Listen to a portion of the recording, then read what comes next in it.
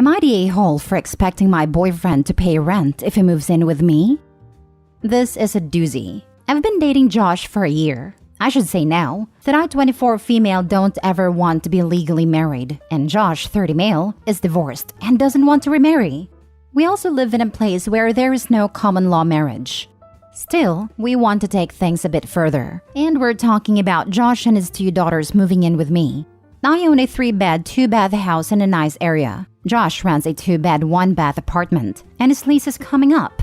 My mortgage is $1,000 a month, and Josh's rent is $1,400 a month. It was important to me that we would have everything figured out before making the change, so that there would be no surprises or disagreements about who pays what. I figured it would be unreasonable for Josh to expect to just live with me for free, especially since I'd be giving up one of my rooms so his daughters could have a room. So, I suggested that Josh pays $700 a month to me in rent, half of what he is currently paying. I would cover the cost of any home repairs, internet, garbage, etc. Then, we would split utilities. Even though there's 3 of them and 1 of me, I don't mind splitting since that would be about what I'm currently paying, I predict. And since I meal prep once a week, I would just get my own groceries and he could get theirs. When I laid everything out, Josh was very unhappy and said since it's my house, he shouldn't have to pay rent and that we should split groceries. I told him he was welcome to buy his own house and I would move in with him and happily pay rent while renting out my own house. He was mad at me because he said he's not in a position where he can buy a house. We can't come to an agreement, so I suggested he just find another apartment as the owners aren't letting him renew, and we could revisit the topic in a year. He's not happy with that either, because rent prices have skyrocketed here, and 2 bedrooms now go for around $1,800 a month, and he thinks he won't be able to find a place he can afford. I'm a bit frustrated because I feel like $700 a month is a really good deal compared to the likely $1,800 he will have to pay. Since we aren't going to get married or anything, I don't understand why he thinks I would be okay with him living for free with his 2 kids. I'm happy to have romance and companionship, but shared assets and finances are not something I want in life. I don't want to support a man. Am I the a-hole for expecting my boyfriend to pay rent? Now for the top comments before reading the mini update. Not the a-hole. Your solution is perfectly reasonable. If he doesn't like your rental price, he is free to find his own home. Unless he's just been dating you so he could eventually move in and his daughters in and pay no rent. See, that's something I'm really worried about. I work with a lot of successful women, and I've seen a lot of them broke dirtbag guys who just mooch off them. I like Josh, and we have a good time when we're together, and the intimacy is great. But I don't think that is good enough for $700 a month if you know what I mean. Moving in with you would save him a significant amount of money. He should be grateful for that offer. Him being upset and wanting to pay nothing is a huge red flag. Trust your gut, OP. It doesn't sound like it's going to get better with this guy. Not the a-hole. You're about to be taken for a ride if you give in and let him move in without paying rent. My advice, from all my years, as someone who also doesn't want to get remarried, maintain separate homes. You lose out if you let him move in. That's what I'm thinking. I'm already a bit apprehensive because his kids are a bit wild. But he isn't happy with living separately because he's going to have to pay a really high rent. But I think I'll probably just tell him to either agree to my terms or get over it. I don't know. Him wanting to save money is not a good enough reason to live together. Plus, the fact that you and him are already having issues that you're struggling to come to an agreement is probably a sign that you guys aren't compatible to live together. Not the a-hole, and listen to your gut. Well, this is the only real disagreement we've had in the last year. I'm trying to be optimistic and think that maybe he just needed an outside perspective. Now for the mini update. So I showed Josh this post and he thinks you all are wrong. So here's some input from him. Leslie makes $120K a year and I make $30K. I'm living paycheck to paycheck supporting 2 kids with no help from my ex-wife. It's gotten so expensive here that at this rate, I'm not even going to be able to feed my kids soon without going to the food bank. No matter what, they're going to get fed. But it's not fair that she owns a house and can go on vacations or spend $400 a month getting her hair done, when I can't even buy my kids name brand cereal. She shouldn't charge me to live with her because she should understand that I want to be able to spend whatever I can, giving my kids the childhood that they deserve. Not for me, but for them. So thanks Reddit. Oh, you won, and I'm glad I posted here. After a very loud and angry argument with Josh, I broke up with him. Despite pretty much everyone telling him he was wrong, Josh insisted that I should basically support the three of them because it's what would be best for his kids. He doesn't seem to understand that they aren't my kids, and no one is going to want to bankroll the three of them. At least no one with a brain. The point is, I'm young, good-looking, and I own a house. I can do better than a broke single dad who has no education and a crappy job, who thinks it's okay to mooch off me and scream in my face when I tell him no. Hope your next girlfriend is stupid enough to put up with you, Josh. No wonder your ex-wife left. Next story. Am I the a-hole for counting down the days until my daughter turns 18 so I can stop being legally responsible for her? I married my wife about 2 years ago and she has a daughter from a previous relationship. Early on during our dating period, she made it clear that her daughter has a father and she's not looking for another father for her. The ground rules were set by her, which is that I will be an adult figure but not a parental one. I will have no say in how she is to be brought up, and I can't punish her in any way. Considering she was 14 when her mom and I met and 15 when we married, I agreed to her rules. My thinking is that she's already too old for me to make any difference in her life anyway, so I make it an issue. Fast forward a couple of years and my life has been a nightmare. The girl constantly gets into trouble and has been kicked out of several schools. She lived with her father at a time. She had to move in with us so she could attend a new high school in order to graduate. She's been suspended several times at this high school, but it looks like she'll graduate on time. While living with us, she's gotten into 2 car accidents. One was when she was drunk, and we had to remortgage our house to pay her attorney fees and legal bills. The judge dressed us down in court for not being better parents. I'm not a legal expert at all, but from movies and shows, I know that judges can jail you for arguing, so I bit my tongue and took it. It was humiliating.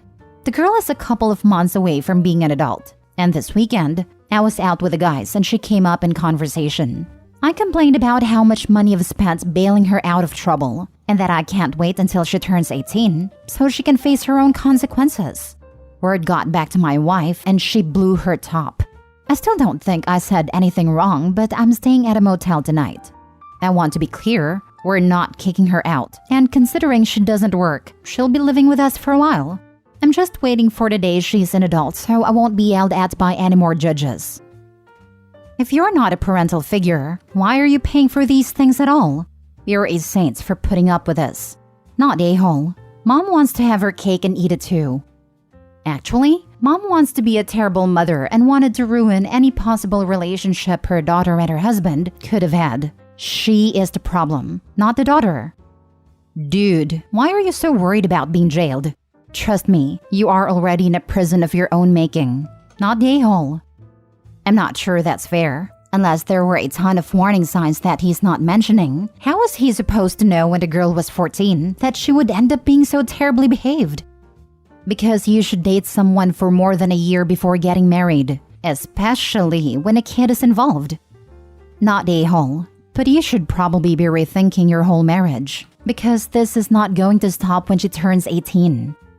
Yeah, but at 18, she's a legal adult and he can wash his hands off her.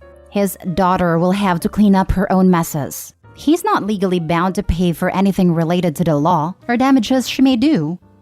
No, but his wife is still there and clearly doesn't like that stance. It's not going to be as clear-cut as 18 and cutting the cord. Next story. Am I the a-hole for refusing to pay for my in-laws to come on vacation with me? I have been with my partner for 4 years. He has 2 kids with his ex-wife, while I have none and don't plan to. Our household income is okay, and he earns the majority of it. He earns 65% of the total income. The last 4 years, he has insisted that we pay 50-15 to household bills, despite the fact he earns far more than what I earn, and his kids stay with us regularly. I pay half the rent, bills and grocery, which is expensive for someone on my salary. Then he wants to buy a house near his ex-wife so he can be closer to his kids. So he says it's important that I pick up 50% of the costs now, so that allows him to save more of his money for our future. The money he isn't paying into bills, but goes straight into his own savings account, not a joint one. He does not really acknowledge he has underpaid bills the last 4 years. I've calculated is underpaid between 16,000 to 19,000 pounds. When he first moved in, without his kids, I picked up all the bills. I paid out over 8,000 pounds in rent and bills, while I paid around 1,100 pounds towards food. Not long ago, he asked if I wanted to go away for the following weekend. I said sure, and we talked about where we could go. He then went to visit his parents, and later that evening he messaged me an Airbnb link for a lodge by the beach to visit that weekend. He asked if his family could come, and he said he'd pay more than 50% if I agreed to them coming. I don't have any family, plus his mom and dad have beat cancer recently, so I said yes to his folks and grown-up brother coming, and booked and paid for the Airbnb. A few days ago, he wanted to settle the vacation bill and has offered to pay 60% of the total. I've kicked off stating the obvious. There were 7 people in that lodge, and 6 of them were his family. So my portion of that bill should be 15%. Am I wrong? Now for the comments. Not the a-hole, but why are you with this guy? It sounds like you are funding so much of his life and not getting anything out of this relationship other than being so financially weakened. It would be hard for you to leave. Because being alone is lonely. That's what most of these posts boil down to. Am I the a-hole for finally not putting up with this crappy person? OP, ask yourself this question. If the situation were reversed and you made more money than your partner, would you make the same demands that you are letting him make from you? So why are you allowing him to make you struggle and sacrifice when you would never expect the same if the situation were reversed? To answer the post, not the a-hole and he is 100% the a-hole, because his family may not know what you make, but he does. And he clearly doesn't respect you nor your financial situation in the slightest. Don't accept treatment that you would never expect of others. You deserve an equal partnership with deep respect. You realize he's not going to put your name on that house, right? If that house was really for your future, he would set up a savings account with both of your names on it. He's just using you to pay enough bills that he can save enough for a house, and more than likely, dump you once he's purchased the house. Put your foot down. Tell him the money distribution isn't fair, and you will only pay 35% of the bills, but offer to put that 50% you are saving toward a house and a mutual savings account. And you want your name on the deed as 35% owner. Insist on getting a lawyer and having an agreement drafted. If he refuses, then you have your answer. He's just using you. Also, don't let him gaslight you or persuade you into seeing his side of things. Tell him this isn't anything personal. Even if it is, it's just protecting yourself and your future. Again, if he declines or argues, dump him and move on. Last story. Am I the a-hole for letting my daughters share a room even though they don't need to anymore, and despite my ex asking me not to? My ex and I have 2 daughters who are 9 and 10. They're 20 months apart to be specific. They are as close as twins, and they look alike enough that they're mistaken for such sometimes. They get their weekends with me, which until a couple months ago, they had to share a room because my apartment only had 2 bedrooms. Luckily, my financial situation has improved, and I now have a small house with 3 bedrooms for them. The thing is, they didn't want to have their own rooms. They liked sharing because it's like sleepover every night, and asked me if they could keep sharing. I figured I'd be an idiot if I didn't support my children getting along, so I agreed. The extra bedroom is just a guest room for now, but if/when they change their mind, they can take it. Their mother is not happy about this. They never had to share a room over there, and apparently, they've been asking to. She's getting tired of that, and she asked me to split them up so they'd stop bothering her. I had a talk with them about not asking her anymore, and how different houses have different rules, but I'm letting them keep sharing a room. Their mother thinks I'm encouraging codependency and that this isn't healthy, but I've seen no sign of that. They're in different grades and classes, have different friends, and do different activities and cope fine. They're perfectly healthy, happy kids, and I see no harm in what I'm doing. But she says I'm going to cause tension between her and them by letting them do something they can't over there. Not the a-hole.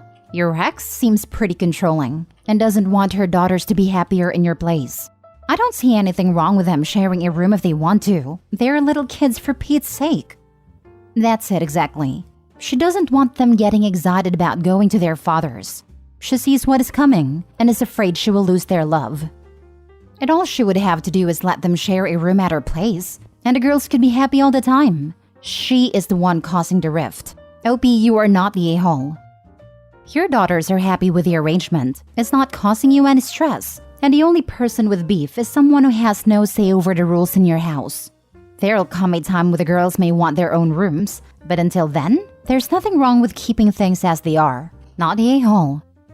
Not the a-hole. My 11 and 7-year-old girls shared a room until a year ago. I try not to let them sleep in each other's rooms on school nights, but most weekends, they spend at least one night in one another's rooms or beds. The amount they and yours are sharing is not harming them at all. Let them bond. Once they ask for the space in a room, you have it. Good luck. Not the a-hole. When they're with you, it's entirely your decision. And sounds to me like you're making the right one. It's too bad mom isn't happy, but her goal is literally to make her kids less happy. So unless she's actually an expert on codependency, then her opinion here isn't worth more than what you think and what your kids want.